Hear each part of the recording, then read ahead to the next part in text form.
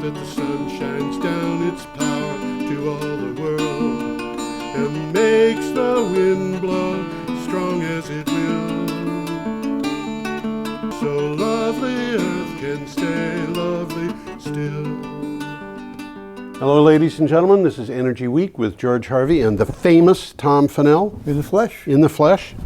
And every day I go to the internet, take a look at the news, spend about 4 hours checking out what's happened in terms of energy and climate change. I find 10 to 15 articles, produce a synopsis, about 50 words for each one, and then put a link to the original article to that, and package them together and put them up on in my geoharvey.com energy blog, GeoHarvey. You can go to the blog and find a calendar on the left side of the screen. If you click on the date for the article that we are talking about, you'll find the article in there. Some of these articles are well done, very comprehensive. Some of them are great. We don't have time here to really discuss them in depth, so we'll try to alert you if someone is particularly interested. Some of them, the ones that come from Renews and CNews Renewables, are really short. So, you know, you're probably going to get as much information from this show as you would from them. But some of these articles are astonishing. They're in such good detail. Anyway, we should probably get underway. Let's get going on this guy. We're starting on November 3rd, today being the 10th of November, Thursday. And, of course, the show is broadcast for some time after it's recorded. It's not broadcast live, so you're seeing news that's a few days old, but that's okay. It's still news that's a few days old.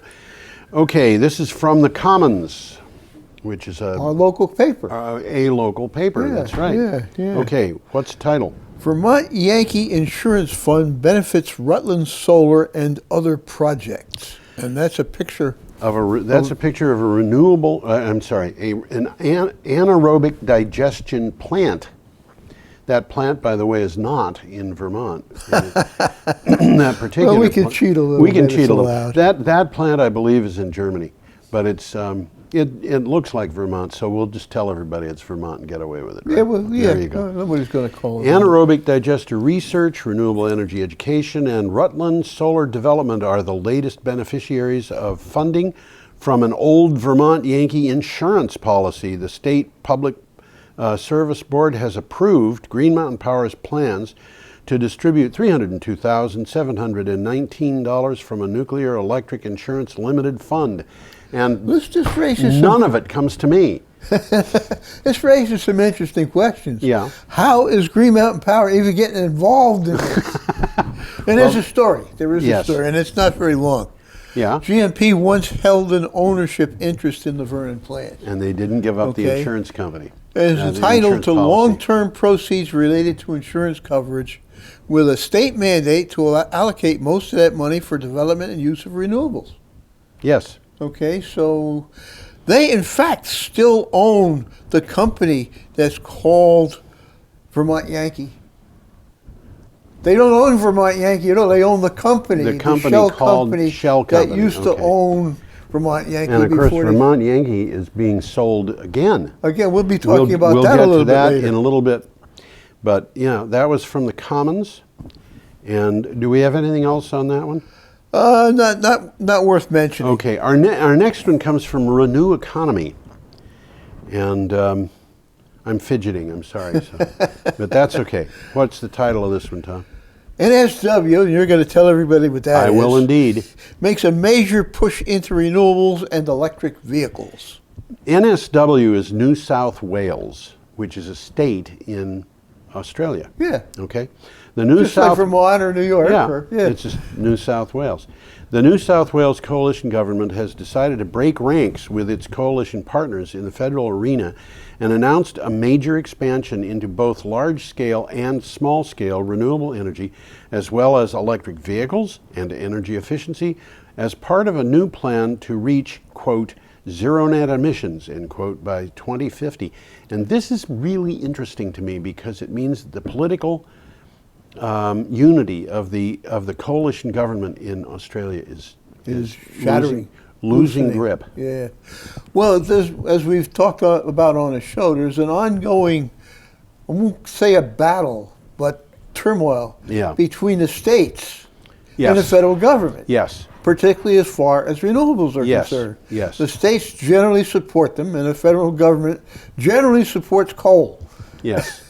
And we will see that same thing happen in the United States with the election that just happened. I think you're right. I think it'll be most obvious in places like Nebraska and Iowa, where the Republicans won. Trump won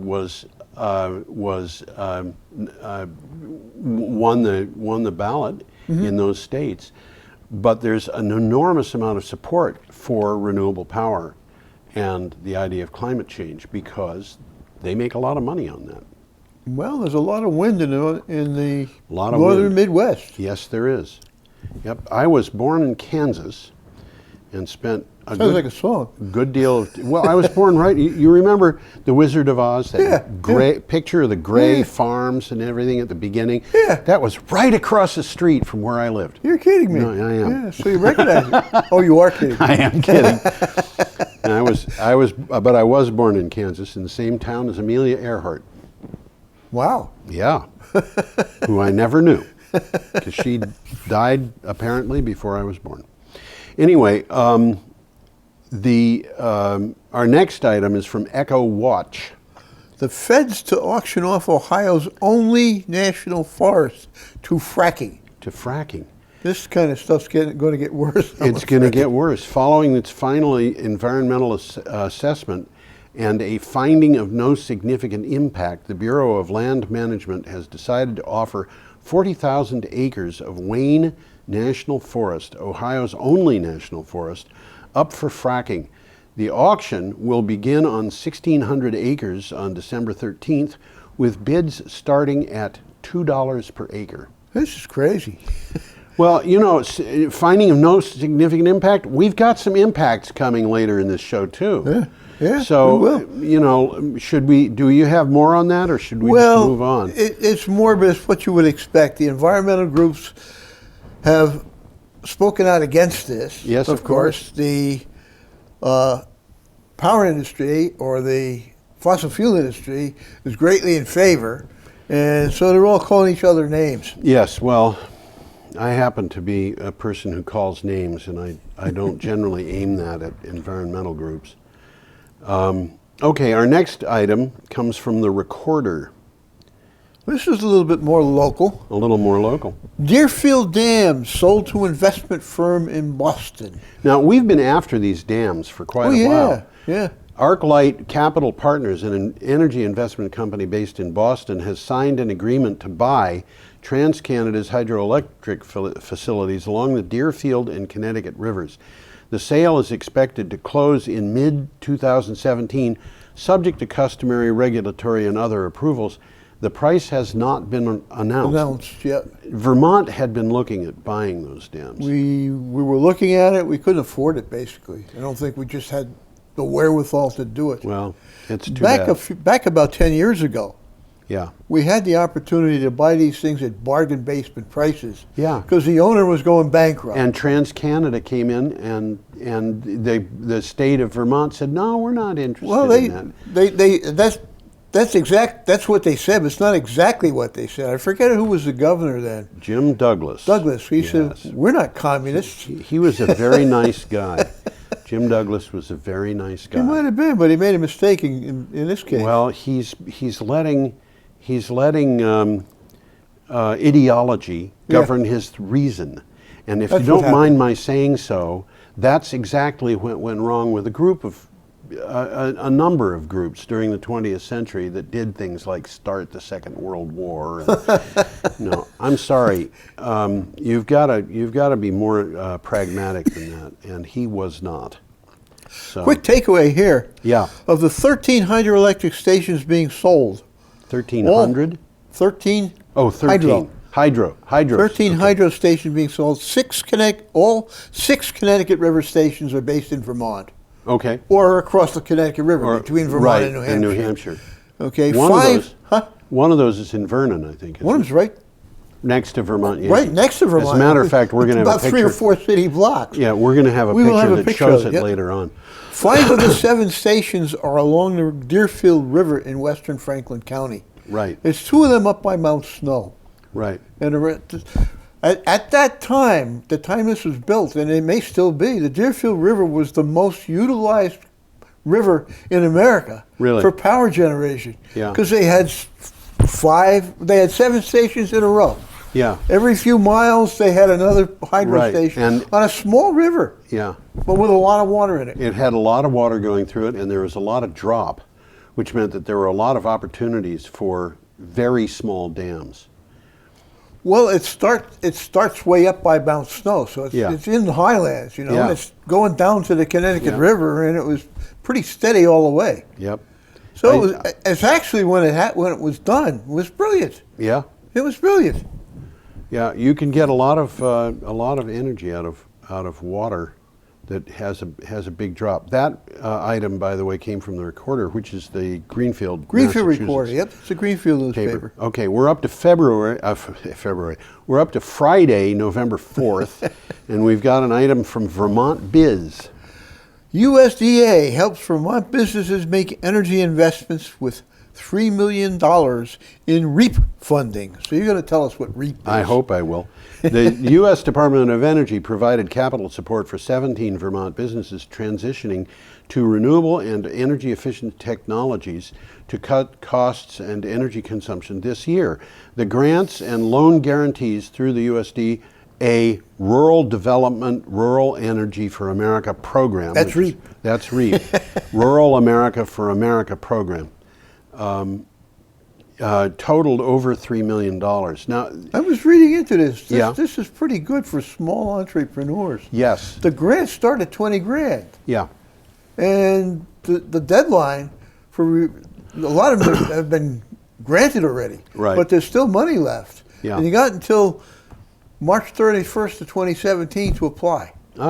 okay, So there's a chance, and they're going for things like wood pellet manufacturing, maple syrup production, yeah. solar There's panels. a lot of energy in maple syrup production. Oh yeah, You know. Oh, you're boiling all that water. Oh, boiling all that water. And I have interviewed for Green Energy Times. I've interviewed a number of maple syrup manufacturers who were 100% solar. They could. Hey, doesn't matter where you get the energy. You got Yes. to boil that water. That's right. That's right. And if you go solar thermal, you got solar PV. You got options. Right. So we're up to November 5th, which is a Saturday, and we've got a little slide for this thing of a fancy house in California. This is a very interesting picture. Yeah, it is. Can you imagine coming home from work and seeing that? This is Okay. from KTLA.com. The deadliest earthquake in Southern California history may have been caused by oil drilling. By oil drilling. On a March evening in 1933, the Newport-Inglewood Fault ruptured violently along the Huntington Beach coast. The Long Beach Quake, which they also called the San Clemente earthquake, was the deadliest in Southern California history. 130 people were killed. But a new study suggests that the quake may have been caused by an unexpected factor: deep drilling in a Huntington Beach oil field. The study also suggests that 3 other earthquakes, including a magnitude 5.0 earthquakes in 1920 in Inglewood and in 1929 in Whittier, may also be linked to oil drilling. Yeah, this Second order particular consequences. You don't think about this. no, you don't. This particular gonna put it up again. earthquake that caused that house to sink into the ground the way that it did there had a magnitude of 6.4, or at least that's what I have read that it was recorded as. I don't have that, so. Yeah. This, it's an interesting thing. I knew a guy once who worked in the Panhandle just about the time this earthquake happened. He worked in Which panhandle? of Texas, I'm sorry. Texas Panhandle, Yeah. okay. And he worked in the oil fields. Yeah. And he told me they had a primitive type of fracking going on where they would lower nitroglycerin into the wells And blow it up. and blow them up, and they quit doing it because it was wrecking the local water supply. No kidding. He said the water was more valuable than the oil. I'll be darned. So they had to stop Yeah, with their dynamiting or. I can the see wells. why they would do something like that or do fracking. I mean, it makes sense. The gas or the oil is trapped in a layer of shale. Right. How do you get it out? You blow the hell out of the shale. Yeah, that's right. You put cracks in. Otherwise, it just takes a long time to ooze through. But I mean, a long time. a long time. You're talking in the case- years. Yeah, that's right. So you've got a choice of using explosives and taking it out fast, or using no explosives and twiddling your thumbs for 10 years as the. Or don't do anything and, Yeah. and let the climate change slower. Okay, go on.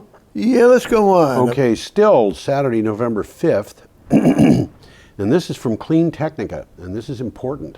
This is one, the Paris Agreement, which we've talked about, Yep, a bit. on climate takes effect worldwide. So it is now, it's not more than just talking.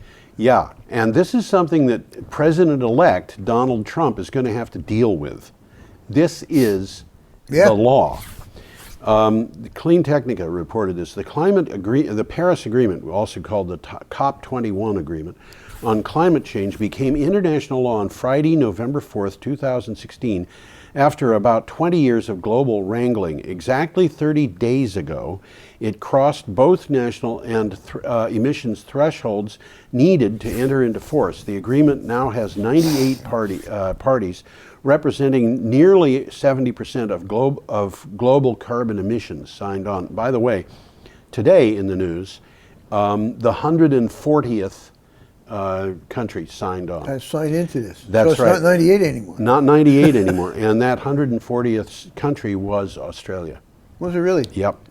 So, Well, just to remind everybody what we're talking about Yep. here, this international treaty commits all the countries as signatories to fund low carbon energy and develop climate action plans. This is the important part. yes, Develop climate action plans adequate to reduce greenhouse gases and contain the Earth's temperature rise well below 2 degrees C. right. And if you listen to this show, you'll know 2 degrees C isn't enough. Yeah, We're no, going to it have to isn't. reduce it more than that. Yeah, and we don't have any 1.5 time. C is a better target, and even that might May be a not little be bit too possible. Yeah, may not be possible. And the thing is, for Donald Trump to get the country out of this agreement, he would have to adjust the treaty under which it was formed. And because the Senate never voted on a treaty for COP21, sorry, it did. It voted on the UN treaty. high. Okay. This goes back to the 1940s, or at least it goes back to the UN and treaties that the United States has entered into. So this law is a law under the UN treaty. The United States signed on without having to consult the Senate of the United States. This is law in the United States. It commits the United States to a path of eliminating carbon emissions, similar to what the Clean Power Plan does. And this is one more thing that people arguing for the Clean Power Plan before the Supreme Court are going to be able to say. Even if Donald Trump could get the EPA closed down, and I doubt that he could, the Clean Power Plan's effect would only get transferred to our COP21 agreements. And so He's going to have a hard time getting out from under it. the other thing too is that the Clean Power Plan was not something that President Obama arranged for. The EPA did not want to do that. It said it wasn't going to do it. It was not going to regulate carbon emissions, but it was told to do it by the Supreme courts. Court. Yep. So they're going to have to go to the Supreme Court and argue that the United States should reverse a course that it had been ordered to do by federal court. And now It's gonna be a tough one. It's going to be tough. Now we've got this more force going on. And I wonder how much progress Donald Trump is going to make on this. And I also wonder how steadfast he's going to be in pursuing resurrecting coal and the other things that he wants to resurrect, like the Philadelphia Navy Yard, which hasn't built a ship in 42 years. Well, Rhetoric is one thing and practicality Yeah, is another. have you noticed that? Well, I think that there's going to be some coal miners who are very disappointed in Donald Trump. Well, as we've spoken on this show, coal mining as we used to know it, which was a hole in the ground with a couple of hundred people, and you used to see them on the newsreels sliding out on the end of the coal chutes and stuff like that. That's a thing of the past. Yeah. Now they're taking the tops off mountains and they're bringing in drag lines and steam shovels. Do you happen to remember whether any of our other items in the show include an item on Caterpillar? I don't think so. Well, Caterpillar is going out of the coal mining business. Okay. They're no longer going to be manufacturing equipment for... Because the equipment that they were making for the coal Is mining not business ordered anymore. is obsolete. It's obsolete. Yeah. They used to use a system of coal mining called pillar and gallery, I think. Yeah, yeah, And that, yeah. that system requires very specialized equipment, but it's not used anymore. So the equipment's not being ordered anymore. So why make it? Why make it? Okay, well, if Donald Trump figures out that we have enough money that we can subsidize the blazes out of places like Caterpillar and the Philadelphia Navy Yard, which they would have to repurchase from the people in Philadelphia, and they'd have to tell 12,000 people who work there on other things to go home because their jobs are terminating, so we can build ships We there. got to build more ships. And the other things that he wants to bring back, like manual typewriters, and I admit I'm kidding. Okay. Okay, so we're up to an item from Clean Energy News, and this is oil and gas. This is an interesting one. Now, we've talked about this one before. I know we have. Yeah. Oil and gas majors pledge U.S. $1 billion to cut emissions, but renewables are omitted. We talked about the renewables. How can they do this? I don't know. I don't know. 10 major oil and gas companies have confirmed they are to invest $1 billion over the next decade in an attempt to drastically cut their emissions. They have formed the Oil and Gas Climate Initiative, which will seek to reduce emissions through efficiency. However, they have left renewable power development off the table. I can't believe they're not doing it.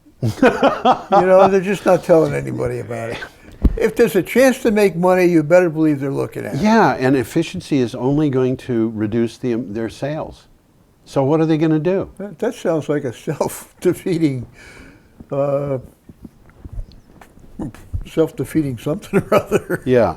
Well, my suggestion is it would be much quicker if we just issued them each a revolver with a single bullet in it and said, click it 6 times.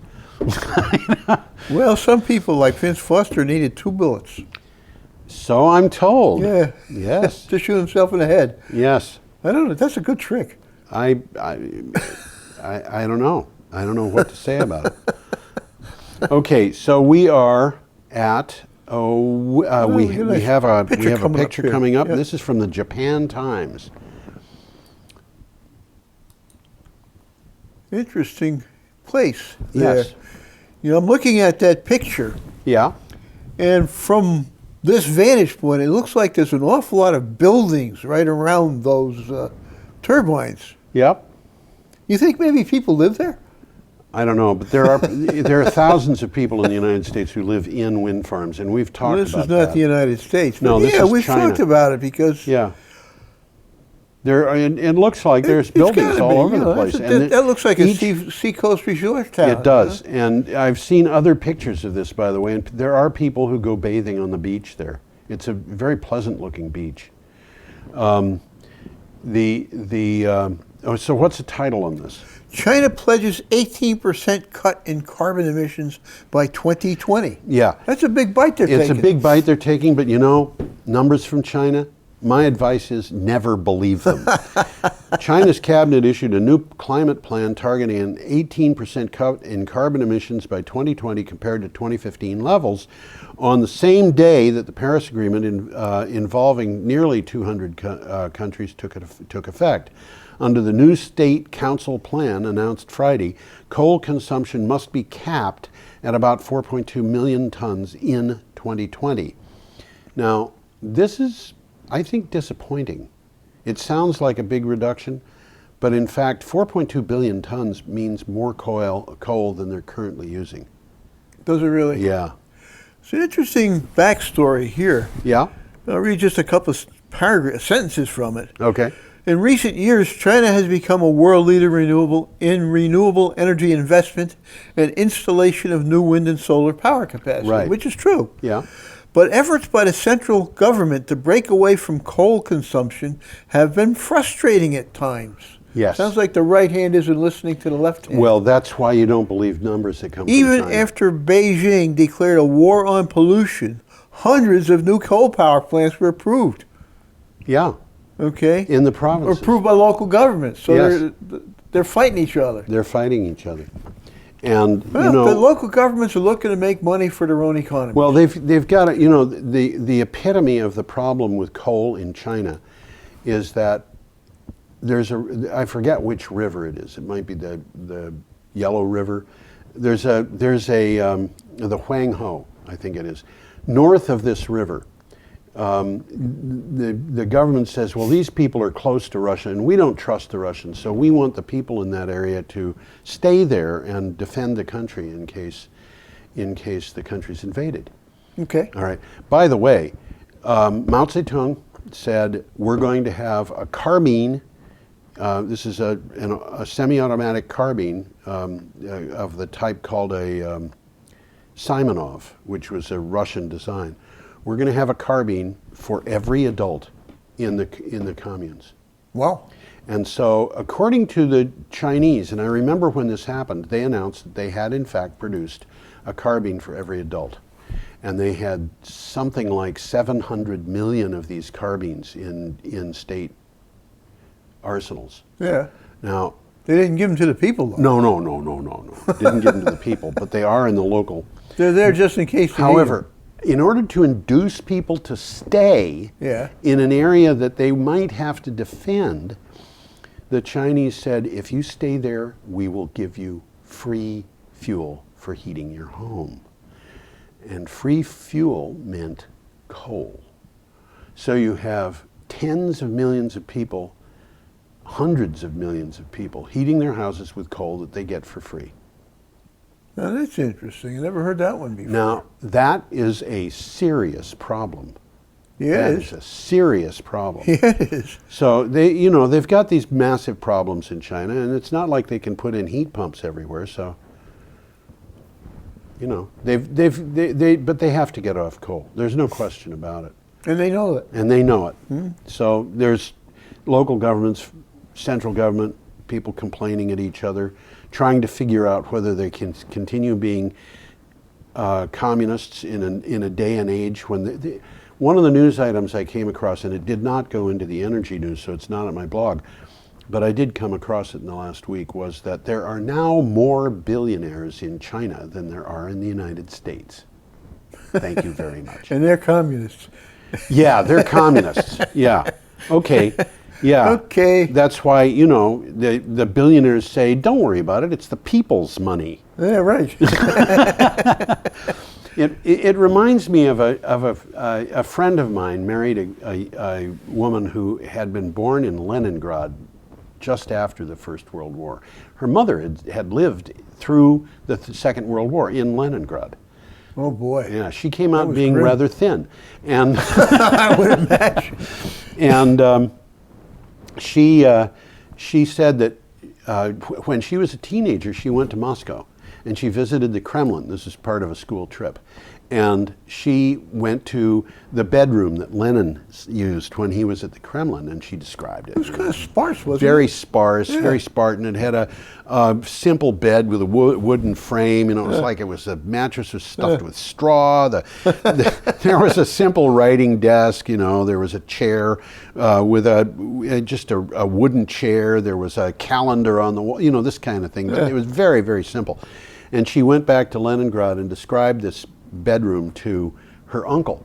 Yeah. And her uncle had been in the Kremlin motor pool while Lenin was in charge. So he's an insider. Yeah. And he said, listen, his bedroom may have been Spartan, but that man had 5 Rolls Royces to choose from. It's okay. They were the people's cars. Yeah, right. Yeah, sure. You know. And the people, of course, used them on a daily basis whenever they wanted to transport Comrade Lenin back and forth. Now instead, of course, we've got a free market economy instead of a people's economy. So, and I will maintain that the only difference is the names of the people who are in charge. I'll also say, I bet you it's not really free. Someone's The free manipulating it. market economy? Yeah. It's Somebody's- always being manipulated. Yeah, it means unregulated. That's what it means. That's what it a means. free means in that particular case. Okay, so we are up to Sunday, November 6th.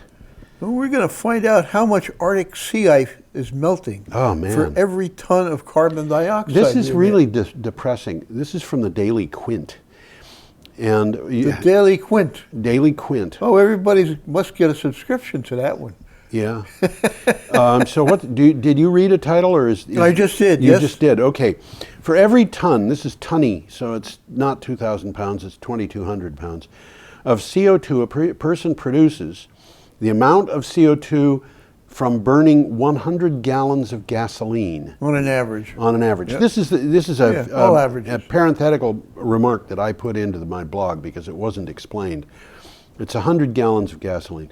3 square meters of Arctic sea ice melts, according to researchers from the Max Planck Institute for Meteorology in Germany. Well, The- 3 square meters is about 30 square feet. A little bit more than 30 Yes, square feet. about 30 square feet. Yep. The National Snow and Ice Data Energy in Colorado and the University College London in the UK were also involved in this. Now, 100 gallons of gasoline, you know, if you have a car that gets 22 miles per gallon, then you drive 2,200 miles and you've melted You've melted a lot of ice. 40 square feet of ice, you know. There's a simple formula Yeah. that you can remember. This is, again, an average. Okay, 10 gallons of gasoline equals Yeah. 3 square feet. 10 gallons of gasoline. Okay, That's about maybe the size of this desk. right. Yeah. Every 10 gallons. Is how many square feet? 3. 3 square feet, Yep. not the size. Well, smaller than Yeah. a desk. Yeah, but that's sea ice, and that sea ice is important because it reflects energy from the sun back to space. It's kind of a vicious circle. Yeah, it is. The more ice we melt, the faster it melts. Ooh, And then all of a sudden, it's all gone. it Okay. ain't coming back. We have, this next one is from the Telegraph, telegraph.co.uk, and this is an interesting story. This is one of the most outrageous stories I've heard in recent years. What? The government rejects Sir Ed Davies' request for an energy report he ordered. Yeah. Now, Sir Ed Davey is a former member of Parliament who was the UK's Secretary of State for Energy and Climate Change from 2012 to 2015. And he actually had to resort to a Freedom of Information request for a report he commissioned himself. And his request was turned down, an act that he calls, quote, an abuse of power, end quote. It is on the true costs of different electric sources. That's good information. You got a picture you want to put up there? Are we supposed to be looking at that picture? We should be looking at that I think picture. it's a nice picture. Let's look. Let's pull it up. Yep. There's some wind turbines in the UK, and this happened to be a picture that came with the article. It's not really directly associated, but if you look at the cost of Hinkley C, which is a nuclear power plant, and you look at the cost of wind power onshore in the United States, okay, the US DOE issued the 2015 Wind Technologies Market Report. Anybody who wants to look this up, I will repeat that. 2015, that's the numerals, Wind Technology Market Report. Search for it online, you'll find it. And you can get it in a PDF and you can look at it. And if you look at page 62, and be sure that it's actual page 62 printed on the page and not the 62nd page of the PDF file, because that It's different. is different. That page will take you to 57. You say, I don't see it, George. But if you go to the actual printed page 62 and look, you'll see that in 2015, the average levelized cost of a power purchase agreement involving wind power in the United States in 2015 was $20 per megawatt hour, which is 2 cents per kilowatt hour. Yeah. And since wind power is subsidized to the tune of 2.3 cents per kilowatt hour, and that's taken in account in the levelized cost, it means that somebody out there is signing contracts for less than nothing. So we've got wind power that's subsidized to the point where it costs less than nothing. And without the subsidies, it would be 2 cents. Yeah. And you compare that with and the price in the UK is going to be similar. Yeah. And you compare that with Hinkley C, which has got a wholesale price guaranteed at something like 18 cents per it's kilowatt hour. ridiculously high. Why would anybody build a nuclear power plant? Politics. But the government has said, no, we want the nuclear, we need the nuclear. Yeah, politics. And we don't want wind power onshore. It's politics. Why don't they want wind power onshore? Honestly, I think because it can be built by companies that are too small. That's a very interesting point. And why do they want nuclear plants? Well, according to one report I read, that plant has got a budget that's so big they can hide nuclear weapons technology in the budget. That's believable. Yeah, and Sir Ed Davey, who commissioned the report, and the report just says, this is what wind power costs, this is what nuclear power costs. The report, they would not come up with even a redacted copy under the... Something's going on here. Something is going on. This one smells a little fishy to me. Well, what the article described, what this report is all about. Yep. It can and should be used to inform policy making and ensure customers get the most cost-effective power on the system. In other words, it's, Duh. This is for people, ordinary people who, vote for members of parliament and work for businesses. That's what this report is for. Yeah. But yeah. it's too secret to let anybody know. Well, they did say sooner or later they'd let it out. Okay, should we go on? Well, I just want to say this because I never heard the terms before. Okay. Two sources with knowledge of the report, however, suggested its findings may not be as significant as either side may have hoped. One claimed it would be a damp squib. A damp squib. Tell us what a damp squib is. What is a squib? A squib is something that doesn't do anything, I think. I'm sure we got to get an Englishman in here to tell us what it means. An Englishman to tell us what a squib is? Yeah. No, I don't know. Something like an octopus, isn't it? No, that's a squid. In the Harry Potter series, I think that the magic people who don't have powers are called squibs. Is that so? I Well, believe whatever. it is. The caretaker is a guy named Filch. He's a squib. I think that's what it is. Okay, we're up to Let's Monday, move up to November Monday, 7th. yeah. And this Got comes another from picture. Carbon Brief. And how about Another that? Wow. picture. This is a fun almost- picture. looks almost the same. There's something that's fun about this picture. I just want to point this out.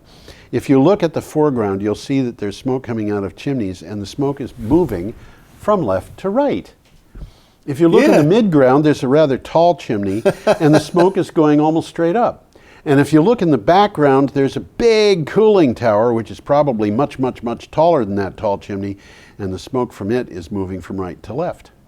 Stratification of the air. Yeah. I don't think it's probably a what it phony is. picture. I saw a thing like this where we were watching clouds one day from my dormitory room at Pratt Institute when I was studying there, and there we saw a whole mess of clouds moving from south to north, and one cloud below them moving from north to south. Uh-huh. And Yeah, it that was happens. kind of interesting to see It that happens. happen. Yeah. But anyway, what's the title on this one, Let me Tom? go back. Only 3 years to save 1.5 degrees centigrade climate chart. Right, during which Says Donald UNEP. Trump is going to be president of the United States. Isn't that hopeful? The UN Environmental Program says the door will close on a 1.5 degrees Celsius warming limit unless countries raise their ambition before 2020. The emissions gap report was published one day before the Paris Agreement on Climate Change enters into force. It is the first to explicitly measure the so-called, quote, ambition gap, end quote, for 1.5 degrees Celsius. This was a very good article. Yeah. This is a big long article, a lot of information in it. Yep. If this is the kind of thing that interests you out there, Yeah. look it up. Look it Yeah, up, because absolutely. it's going to take you about 3 days to read it. This is from Monday, November 7th. And it's from Carbon Brief. Should we move on? Yeah, let's move on to the next one. BBC. This one is important. We referred to it earlier in the We've broadcast. talked about this before, yeah. Yes. Earthquake shakes central Oklahoma. An earthquake of That's earthquake country, isn't it? Yeah, it sure right. is. An earthquake of magnitude 5.0 shook central Oklahoma on Sunday, causing damage to a number of buildings. The epicenter of the quake struck the city of Cushing, about 50 miles or 80 kilometers northeast of Oklahoma City. Cushing, as I remember, is where the oil hub is. We've talked about that. Yeah. It's nothing but oil storage There's just there. oil Tanks storage. and tanks and Yeah. tanks. Tremors were felt as far away as Texas. The earthquake was one of 19 that have hit Oklahoma in the past week. They used to have one earthquake a year on average. Yeah. And now 19 in a week. They're A getting quick takeaway here. Yeah. In September, a magnitude 5.6 quake in the state fueled concerns that seismic activity in the area is connected to energy production. We talked about that on really? the show. That fueled it. Wow. In 2013, scientists linked the underground injection of oil drilling wastewater to a magnitude 5.7 earthquake that struck Oklahoma in 2011. Yeah.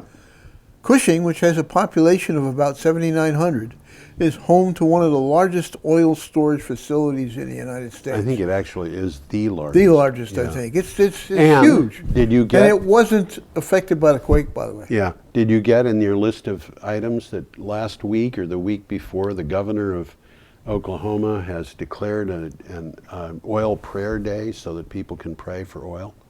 No, I don't remember that It one. wasn't. Yeah. It wasn't this last week or the week before. It might have been the week before that, but it was very recently.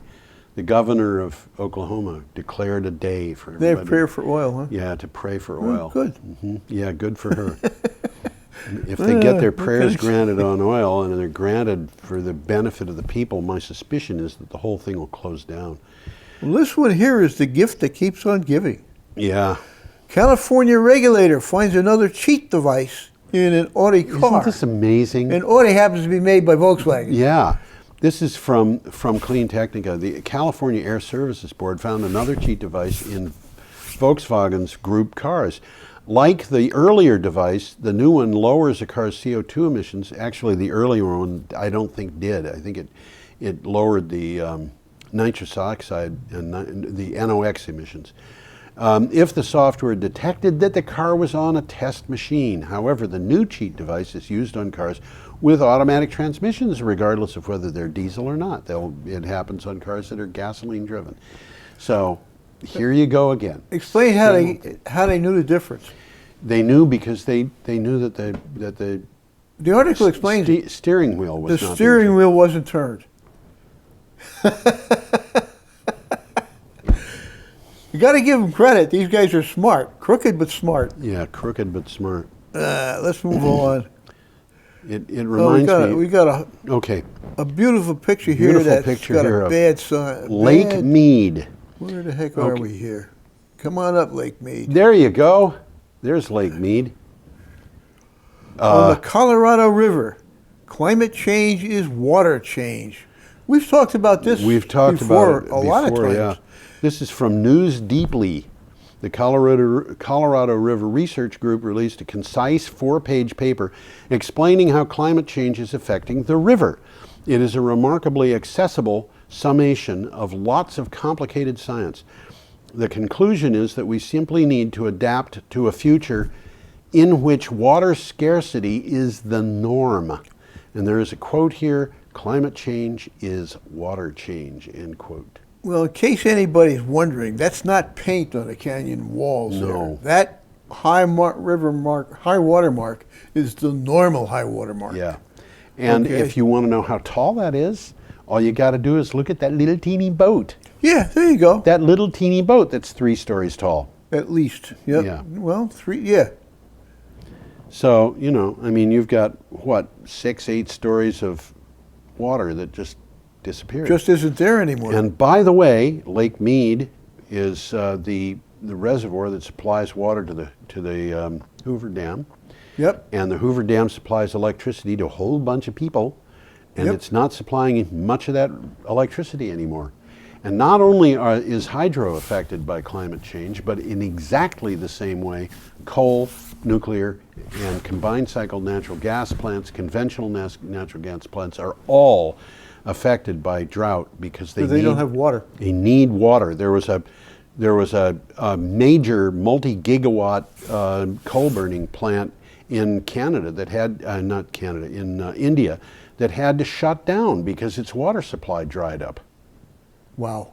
And, you know, I mean... You don't think about that. No, you don't think about it. But it has happened, and that was one of the problems that has been plaguing nuclear plants in the western United States. We cannot depend on these so-called baseload plants for continuous power in a situation where we have climate change. So anyway, we've got 6 more items in the news, picture here. and we've got about 2 minutes for each one, or less. We don't have time, Tom. Okay, this is from IEEE Spectrum, Tuesday, November 8th. What's the title? Can synthetic inertia from wind power stabilize grids? Synthetic inertia? What, are you kidding me? An emerging option for grid stability, which will get a hearing next week at the 15th International Workshop on Large-Scale Integration of Wind Power in Vienna, is a synthetic inertia. It's achieved by programming. Kind of a bad name for it. It's very confusing. It is. I read the article, and Yeah. think of it as something very akin to regenerative braking in a car. Sort of, yeah. It's achieved by programming power inverters at wind turbines so they can emulate the behavior of synchronized spinning masses. However, I suggest you go to my geoharvey.com blog and look at November 8th if you want to find out more. There's not really a whole lot of This doesn't explain it very well. Doesn't explain it very well. But our next item from the Weather Channel is more depressing. Iraqis living in a smoke-filled hell. Oh, man. As ISIS oil fires create a black cloud bigger than the size of Los Angeles. According to a report released by Oxfam, members of ISIS have torched more than a dozen oil wells as they retreat toward Mosul ahead of massive Iraqi offensive. The situation is made worse after ISIS set fire to a sulfur plant in the area. If anybody around here knows what the fumes from burning sulfur are like, you will appreciate how really awful that is. ISIS fighters are leaving behind a toxic cloud causing breathing-related illnesses. My bet is death. My bet is people are dying from that. They gotta be. You breathe those fumes from sulfur. They just haven't died yet. Yeah, when you breathe the fumes for sulfur, you find out what asthma is like. You know, it's really bad. It makes it really hard to breathe. And that's from the Weather Channel. And I'm sorry we're going through these fast, but we have to because we've only got a few minutes. Our next one is from Bloomberg. China scales back solar and wind ambitions as renewables cool. This isn't quite as bad as it sounds. Yeah, and it's also part of the reason why I said don't trust numbers from China. Yeah. China, the world's biggest clean energy investor, lowered its solar and wind power targets for 2020, a reflection of how record installations of renewables have overwhelmed the ability of the nation's grid to absorb new electricity. China is now aiming for 110 gigawatts of solar power by 2020. That's a lot of solar power, and 27% reduction in the target capacity. What it basically says is they're building these plants faster than the grid will be able to deliver the power. Right. So they're going on somewhere having to go idle. Right. And there are solutions to that, by the way, that don't involve putting in power lines. And one of them is to, wherever you've got these solar plants that are not producing power that's delivered to people, put in large-scale batteries. And those batteries, sort of storage. Yeah, some sort of storage. I did a really nice interview for Green Energy Times of a company called Vision, V-I-Z-N, which has a battery that they ship this battery anywhere in the world, really. The smallest ones they have are designed to fit neatly inside a 20-foot shipping container. These are not small batteries. But Okay. you put the... That's you, the smallest one. that's the That smallest. makes sense, yeah. What you do is you get the battery and you put in the chemicals. And the chemicals consist of iron dust, zinc dust, and potassium hydroxide. This is not rare stuff. You can get this stuff on the market practically anywhere on Earth. Mm-hmm. And you can get a battery that you can discharge 100% multiple times per day, guaranteed for 20 years. Sounds like a good deal. Does. And it's cheaper than, and this is a flow battery. Yeah, it is. Smart people working on batteries. Right. We are up to Wednesday, November 9th, and here's some of the really important stuff. This item comes from ZME Science. The WMO's Global Climate in 2011 to 2015 report proves we need to act now. The World Meteorological Organization has just submitted a detailed climate analysis in a report. The global climate in 2011 to 2015, the hottest years on record, and it doesn't look very good. The WMO shows that humanity's footprint on extreme weather and climate events is becoming more pronounced, more dangerous, and more costly.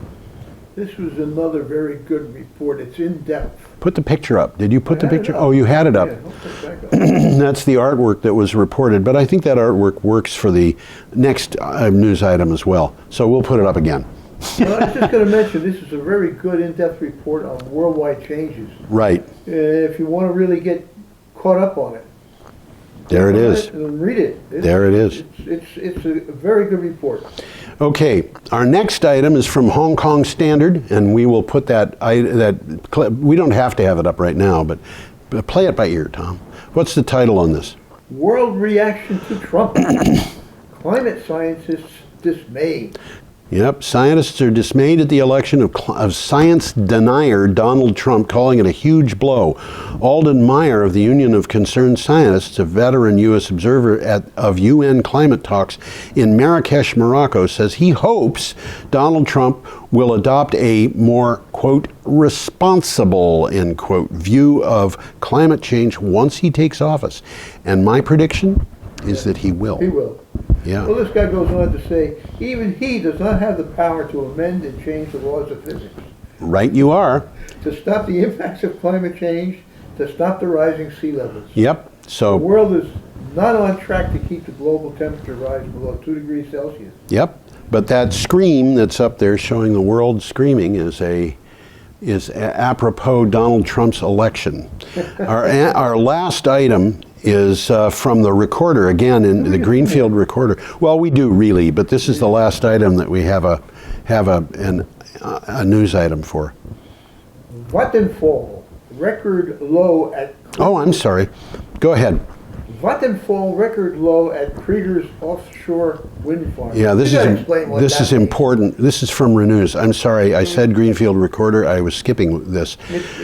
It sounds weird, but it makes sense. Vattenfall, the company. that's the company, has won rights to build the 600 megawatt Kriegers Flak offshore wind farm in Denmark with a record low bid price. I'm not going to bother with the Danish. Give it to us in dollars. Yeah, it's $55 per megawatt hour, which is 5.5 cents per kilowatt hour for offshore wind power. Yeah. And offshore wind power is very often has a higher capacity factor than combined cycle natural gas. So we're talking about the capacity factor is getting higher and higher. The Swedish utility beat competition from Dong, Statoil, ENBW, and E.ON to win the Danish government tender. It will invest up to 1.3 billion euros into the project, which is about $1.43 billion. This is going to be significant for wind farm. Right. The project is due to go live before the end of 2021. Right. And it's also be part of an interconnector with Germany. Right. This is part of something bigger. Right. Our last item is from the Recorder, and it is the Vermont Yankee nuclear power plant item. We've got a picture, don't we? Do we have a picture? We have a picture, and this is I said Vernon Dam. Yeah, that shows down at the bottom of the screen. You can see the Vernon Dam that we mentioned, which was one of the dams that got sold. So what's It was it? built in 1909. Was it really? The same year that the Lincoln penny was introduced. Okay. Designed by Victor David Brenner. I'll take your word for it. Yep, and it was manufactured in Philadelphia and San Francisco, and the early ones had Brenner's initials on the back at the bottom, and people objected to the fact that the initials were so large, so they were removed. So there's 4 different pennies from 1909. There's I guess some of them are pretty valuable. the 1909 San Francisco, which has the S mint mark with a VDB on the back. Yeah, his initials on it. His initials. I bought one of those in extra fine condition when I was 10 years old. My father had a fit when he discovered I'd spent $45 on a penny. He called a friend and said, "My son has been, you tell me about that coin dealer." And the guy said, "What did he buy?" "That's an investment." It was. I sold it for about 6 times what I bought it for. Okay. Well, the Vernon. right here is Vermont Yankee Sale to speed dismantling and decontamination. Entergy Corp announced today an agreement to sell the closed Vermont Yankee nuclear power plant, which would shorten the time to dismantle and decontaminate the site by 45 years. Entergy plans to transfer its federal licenses to subsidiaries of North Star Group Services to accelerate decommissioning and site restoration. So that is. I think this is a very good move. It was a good move. This makes a lot of sense. A lot of sense. These guys are experts. Yes. They know what they're doing. Yes. And they're going to do it so much faster. And this is what people in the area really want anyway. Absolutely. And it's going to hire people in the area of Vernon. Oh, yeah. So they'll be busy for a while. There you have it. Now we have one more picture. Yeah, let's bring this picture up. That's a picture of the Meadowland site that was pristine woods. Yeah, that's the pristine ridge. There's the pristine ridge that people voted not to put wind turbines on. With all beautiful. It's beautiful. Those trees that are up there are about 20 feet tall, or a little taller actually. And of course there is road up there, and there's a road right up the middle. There's a road right up the middle, but there's like 6 different accesses. Something like, I don't know how many miles of transmission lines up on that property, and there's roads running all through it, and it's the landscape is a mess. It was clear cut about 15 or 20 years ago, and all those trees are of that age or younger, and so that's what you saved, everybody. And 1 child dies every 52.5 seconds from air pollution. So you can, judge it the way that you want. It's a good idea to get this picture out to the public. Right? Yeah. This is hardly a pristine ridge. No, it's not a pristine ridge. We have to say goodbye. They scared the heck out of everybody in Grafton and Windward. That's right. We have to go, so we'll say goodbye. And we hope to see you again. We spin and we toil, we work all day, sowing and reaping, we store goods away, so we can be dressed well on the day that we die. We dig and drill and waste what we find, break up the earth, leaving little behind, but we will grow lilies in the by and by. I want to point out that the sun shines down its power to all the world, and makes the wind blow strong as it will. I want to hope gentle rains can fall upon the land, so lovely earth can stay lovely still.